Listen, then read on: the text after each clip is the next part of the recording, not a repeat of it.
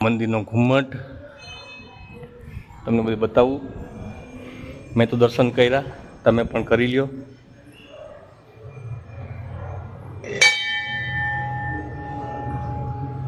એ ભાનુબા, આ તમે કેમ ક્યાં જવું તમારે ભાનુબા? હે ક્યાં જવું બેબી? તમારે ઘરે જવું. હે તમારે ક્યાં જવું? ઘરે જવું. તો એ તું શું કરે છે? આપણે ટ્રેનમાં બેસાડવા આવ્યો હતો. ગુડ મોર્નિંગ, જય શ્રી કૃષ્ણ, જય દ્વારકાધીશ. કેમ છો?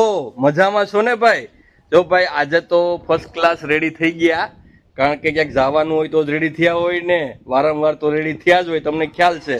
તો આજે આપણે જવાનું છે મેડમનો ફોર્મ ભરવા માટે. શેનો ફોર્મ? એની કોલેજની એક્ઝામ નજીક આવે છે અને શું કહેવાય એડમિશન, હા સેકન્ડ યરની એડમિશન ચાલુ થઈ ગઈ છે. તો એડમિશનનો ફોર્મ ભરવાનો છે એટલે આપણે રેડી થયા છે. આજે ભાઈ આપણે જોબ ઉપર જ જવાનું. આજે દાંડી મારી છે. કોના માટે? મેડમ માટે. એટલે મેડમને કંઈક કોમેન્ટમાં કહી દો કે ભાઈ કેટલો બધું તને પ્રેમ કરે છે કે તારા હાટું દાંડી મારે છે. જો એ પણ રેડી થઈ ગઈ છે અહીંયા. હેલો ફ્રેન્ડ્સ, ગુડ મોર્નિંગ, જય શ્રી કૃષ્ણ, જય દ્વારકાધીશ. આઈ હોપ કે તમે બધા મજામાં હશો. જો તમને કાલે જેમ કીધું હતું એમ લાઈવમાં પણ કીધું હતું, વ્લોગમાં પણ કીધું હતું કે મારા કોલેજનું સેકન્ડ યર ચાલુ થાય છે. તો એડમિશનની લાસ્ટ ડેટ આજની જ છે. કેમ 10 તારીખ છે ને, આજની લાસ્ટ ડેટ છે. તો મારે આજે ફોર્મ ભરવું પડે એમ છે. જો આજે નહીં ભરું તો પછી આ વર્ષ મારું ફેલ. તો હવે એને દાંડી મારવી જ પડે ને ફ્રેન્ડ્સ. કાલ મેં કીધું હતું કે તમે ભરતા આવો, તો મને કે નહીં તું ભેગી આવ. કોલેજેથી એમ કહેવામાં આવ્યું છે કે જેનું ફોર્મ ભરવાનું છે એને સાથે લઈને આવજો. તો પછી શું કરવું ફ્રેન્ડ્સ? એવું છે. તો ભાઈ જો આ ઓલરેડી મેડમના બધા ડોક્યુમેન્ટ છે. આ આપણી બાઇક રેડી છે, મેડમ પણ રેડી છે અને ભાઈ આપણે ઓલરેડી રેડી જ છે. તો ચલો ફ્રેન્ડ્સ, આપણે જવાનું છે સીધું ફોર્મ ભરવા માટે. તો પછી જતા ન રહેતા, રાહ જોજો. આજ તો ઘણી બધી ખેલ થવાના છે. ફ્રેન્ડ્સ, અમુક માણસો છે ને એની આદતથી છે ને શું કહેવાય કે બાજ ના જ આવે. એ ફાઇનલ છે. હજી તો ઘરેથી થોડુંક સમથિંગ 1 થી 1.5 કિલોમીટર બહાર નીકળ્યા, ત્યાં તો એને માવો યાદ આવી ગયો, મીન્સ મસાલો. એના વગર તો એને ચાલતું જ નથી. તો જોવો સીધા પહોંચી ગયા દુકાને. તમને દેખાતું હોય તો શાયદ ઝૂમિંગ તો આમાં નહીં થાય. કેવા મસ્ત રીતે જો મસાલો ચોળે છે ઊભા ઊભા. પણ કાંઈ વાંધો નહીં. હવે એને એક શું કહેવાય કે હેબિટ છે, તો આપણે ના કેમ પાડવી? ભલે ખાઈ લેતા અને મોજ કરે. તો ફ્રેન્ડ્સ, તમે મારી સાથે કન્ટિન્યુ રહેજો, કેમ કે આજનો દિવસ ખૂબ મજા કરવાની છે અને હું બધું તમારી સાથે શેર પણ કરીશ. ફાઇનલી નીકળી ગયા. અત્યારે હાલમાં જવાનું છે તાલાળા જઈ અને પછી ત્યાંથી કંઈક બીજો પ્લાન છે. તો તમે બ્લોગમાં કન્ટિન્યુ રહેજો ભાઈ, તો તમને મજા આવશે કે અમે તાલાળા જવા પછી ક્યાં જવાના છે. અને આ અમારા ગામની નદી છે, કિરણ નદી કહેવામાં આવે. આ ઘણા લોકો પુલ છે, જે હજારો વખતનું પુલ કહેવામાં આવે અને આને કંઈ નથી. તો સારું કહેવાય કે આ પુલ એટલું ટેકવું છે. તો ફ્રેન્ડ્સ, અમે ફાઇનલી તાલાળા પહોંચી ગયા છે. અહીંયાથી પહેલાં જવું છે અમારા કોલેજે, કેમ કે ફોર્મ પહેલાં ભરાવવું પડશે મારે, નકર બહુ લેટ થઈ જશે. પછી આપણે બીજા બધા જે કામ બાકી રાખ્યા છે પેન્ડિંગમાં એ કરશું. તો હું તમને તાલાળાની માર્કેટ બતાડું. અત્યારમાં ટ્રાફિક કેવડું છે. અહીંયા ગ્રામ્ય વિસ્તાર વધારે આવે. કેમ બાબુ? અહીંયા ગ્રામ્ય વિસ્તાર એટલે કે અહીંયા 52 ગામનો તાલુકો છે. અહીંયા 52 ગામ લાગુ પડે અને 52 ગામના લોકો છે સવારના 8 થી લઈને સાંજના 8 વાગ્યા સુધી અહીંયા હોય છે. પછી એ લોકો જતા રહી છે. તો ચલો ફ્રેન્ડ્સ, હવે સીધા આપણે જવાનું છે કોલેજે. લેટ થઈ જશે અને આજના ઘણા બધા પ્લાન છે, તો બધા પ્લાનને આપણે અચીવમેન્ટ કરવાના છે. તો તમે લોકો કન્ટિન્યુ રહેજો, જેથી કરીને તમને બધા પ્લાનની માહિતી અને ખબર પડે.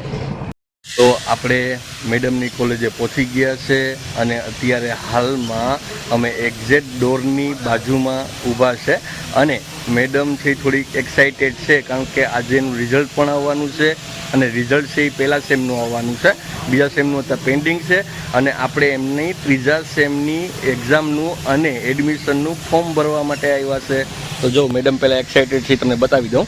એક્સાઇટેડ શું, ટેન્શન નહીં છે. કેટી આવશે તો એવું છે? તો તે કંઈ લખીને ના આવી તો કેટી આવે? લખીને તો આવી હતી, પણ તોય હવે ચોરી બોરી નથી કરી ને? ચોરી ક્યાં થાય છે? તો વાંધો એવું છે? તો ટેન્શન હોય. તો ચોરીના ભરોસે રહેતા ન હોય તો ચોરીને ભરોસે રહીએ ને, તૈયારી કરવી જોઈએ ને. પણ તોય હવે એમ કે થોડુંક ટેન્શન છે. કેટી આવશે તો કંઈ વાંધો નહીં, સોલ્વ કરી નાખશું. બીજું શું હોય? એવું છે. તો ભાઈ જો આ મેડમની કોલેજ છે, સરકારી વિનયન અને વાણિજ્ય કોલેજ, તાલાળા, જિલ્લો ગીર સોમનાથ. તો ફ્રેન્ડ્સ, ચલો અંદર જઈ અને અંદરની નાની મોટી જે કંઈ પણ એક્ટિવિટી વિધિ છે એ પૂરી કરીએ અને પછી આપણે આગળનો શું પ્લાન છે એ તમને જણાવીએ. તો ફ્રેન્ડ્સ ફાઇનલી મેડમનું રિઝલ્ટ આવી ગયું છે અને મેડમે એક્ઝામ આપી છે. કઈ યુનિવર્સિટી છે? ઓકે, ભક્ત કવિ નરસિંહ મહેતા યુનિવર્સિટી. તો મેડમ પાસ થયા કે ફેલ થયા? પાસ થઈ ગયો. કેટલા આવ્યા? 350 ટોટલ હતું, એમાંથી 350 આવી ગયા. એવું છે, તો રિઝલ્ટ તો બતાવો તમારું. વાહ ભાઈ વાહ. ચલો મેડમ ફાઇનલી પાસ થઈ ગઈ એમ. સેમ 1 કમ્પ્લીટ કરી. ઓકે, સેમ 1 કમ્પ્લીટ થઈ ગયું એમ ને? એટલે જો કે સેમ 2 કમ્પ્લીટ થઈ ગયું, એનું રિઝલ્ટ હજી નથી આવ્યું, તો સેમ 1 નું જ આવ્યું. એવું છે. તો ચલો ફ્રેન્ડ્સ, હવે આપણે સરપ્રાઈઝ પ્લાન કરવાનો હતો, ત્યાં જવાનું છે. અત્યારે નાસ્તો બાકી છે કારણ કે સવારનું કંઈ ખાધું નથી ફ્રેન્ડ્સ, અને આ મેડમનું રિઝલ્ટ અને ફોર્મ ભરવાનો બાકી હતો, એના રીઝનથી કંઈ શક્ય થયું નથી. પણ અત્યારે ચલો નાસ્તો પાણી કરીએ, પછી આપણે મળીએ. તો ફ્રેન્ડ્સ, મેડમનું રિઝલ્ટ સારું આવ્યું તો અમે એવું ઈચ્છ્યું કે ભાઈ ચલો આપણે રિઝલ્ટ છે એ આપણે તો ડિસાઈડ કરી લીધું છે, પણ ભાઈ ભગવાનને પણ અમે વચ્ચે રાખી અને અમુક શું કહેવાય કાર્ય કરતા હોય છે. એટલા માટે અમે અત્યારે હાલમાં શ્રીબાઈ માતાજીનું મંદિર છે તાલાળામાં, ભવ્ય અને જૂનું મંદિર છે. તો અત્યારે અહીંયા અમે દર્શન કરવા માટે આવ્યા છે. તો જો આ શ્રીબાઈ માતાજીનું મંદિર છે કે જે અહીંયા અમે દર્શન કરવા આવ્યા છે. અને મેડમનું રિઝલ્ટ સારું આવે ને એના કારણે એને કીધું કે મારે અંતરે મંદિરે પ્રાર્થના કરવા જવી જ પડશે. તો મેડમ શું કહો? તો બસ ને રિઝલ્ટ સારું આવી ગયું તો ભગવાનને દર્શન કરી લઈએ ને. એવું છે? કેમ કે હું તો મહેનત કરું છું, પણ થોડોક ભગવાનનો સાથ સપોર્ટ હોય ત્યારે હું પાસ થઈ જાય. ખાલી મારી મહેનત જ થોડી કામ આવે. એવું છે. તો ચલો ફ્રેન્ડ્સ, આપણે મંદિરના દર્શન કરી લઈએ. તો ફ્રેન્ડ્સ, મંદિરના ગર્ભગૃહમાં પ્રવેશ કરી લીધો છે. અત્યારે શું કહેવાય બહારથી તો પ્રણામ કર્યું છે માતાજીને, હવે અંદરથી પ્રણામ કરવાનું છે. તો જોઉં અહીંનું મંદિર, આ મંદિરનો ઘુમ્મટ તમને બધું બતાવું. મેં તો દર્શન કર્યા, તમે પણ કરી લ્યો.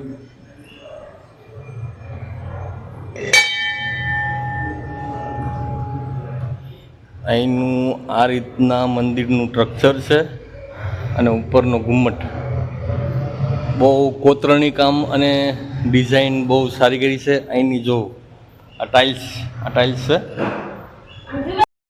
શું મેડમ દર્શન કરીને મન કેવું અહીંયા આવીને પાવન થઈ જાય છે નહીં? મંદિર આવે એટલે મન શાંત જ થાય છે. એવું છે. કેમ કે અહીંયા કોઈ જાતની મોહ માયા, કઈ ટેન્શન કઈ હોતું જ નથી. અહીંયા શાંતિ જ હોય. અને આમ પણ અહીંનું સ્ટ્રક્ચર અને અહીંનું જે નવું બાંધકામ બન્યું છે એ કઈ રીતનું છે નહીં? મસ્ત છે. બહુ મસ્ત છે. તો ભાઈ જે લોકો આપણા વ્યુઅર છે બધા આવો એકવાર તાલાળા, તો જરૂરથી જરૂર શ્રીબાઈ માતાજીના મંદિરના દર્શન કરજો. અમે લોકો કર્યા છે. અને ફ્રેન્ડ્સ, એક બીજી માહિતી આપવા માગું છું કે આ મંદિર એટલું જૂનું છે કે અહીંની થોડી કહાની પણ છે. થોડી ઘણી મને આવડે છે મારા શબ્દમાં, એ તમને કહું છું.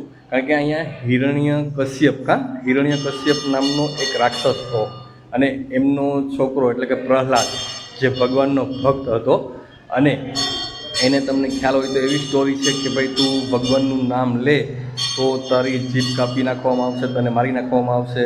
પછી તમને ખ્યાલ હોય તો આપણે શું કહેવાય એકદમ સ્તંભ લોખંડનો એને ગરમ કરવામાં આવે છે અને એને બધ ભરાવવામાં આવે છે પ્રહલાદને, અને પછી ત્યાંથી એમાં ભગવાન પ્રગટ થાય છે. અને ભગવાનના જે શું કહેવાય નખવાળા જે આપણે ક્યુ રૂપ કહેવાય ભગવાનનું, ભગવાનનું રૂપ ઓલું જે સિંહના રૂપમાં આવે છે, નરસિંહ રૂપ. તો નરસિંહ રૂપમાં ભગવાન આવી જાય છે. ત્યાર પછી હરણકશ્યપને એવું વરદાન હતું કે ન સૂકું, ન લીલું, ન રાત, ન દી, ના શું કહેવાય અંધારું, ના જોરું, ઘણી બધું રીતનું એવી કન્ડિશન હતી કે હરણ્યકશ્યપને મારવાની.